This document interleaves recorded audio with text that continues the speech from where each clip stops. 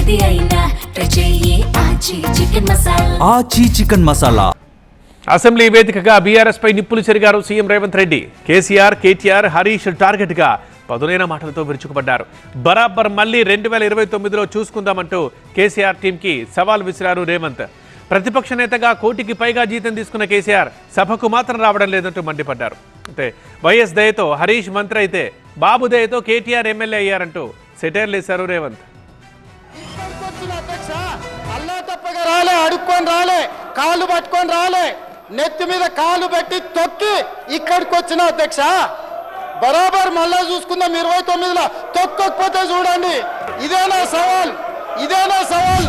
Including health policy, your previous policy, pick and choose selected, కావాల్సిన వాళ్ళకి ఏ విధంగా భూములు కట్టబెట్టినరో నేను సిద్ధంగా ఉన్న ఎంక్వైరీకి ఆర్డర్ చేయడానికి. అదేవిధంగా టీడీఆర్కు సంబంధించి ఆరోపణలు చేశారు. టీడీఆర్లు లక్షల కోట్ల రూపాయల అవినీతి జరిగిందని. టీడీఆర్ మీద, హెల్త్ పాలసీ మీద మీరు లేఖ రాయండి. మీరు అడిగిన విచారణ ఇదే సభలో ప్రకటించకపోతే ఈ ప్రభుత్వం ఇదే సభలో క్షమాపణ చెప్తుంది. వారి గారు పెట్టంగానే లైక్ కొడితే 10 రూపాయలంట, కామెంట్ చేస్తే 100 రూపాయలంట, పొగుడితే 1000 రూపాయలంట.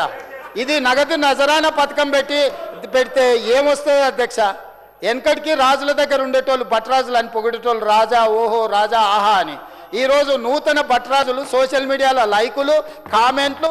ఇది ఓ నాన్న నువ్వు ఎంత గొప్ప నాన్న అంటే, మీ నాన్న నీకు ఫామ్ హౌస్లు ఇచ్చిండు, టీవీలు ఇచ్చిండు, పేపర్లు ఇచ్చిండు, ఫామ్ హౌస్లు ఇచ్చిండు, నీకు గొప్ప నాన్నని. కానీ మాకందరికి ఏమి ఇచ్చిండే? షిప్ ఇచ్చిపోయిండు. అదే కదా మా బాధ అంతా.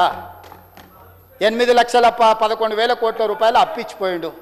నిరుద్యోగ సమస్య ఇచ్చిపోయిండు.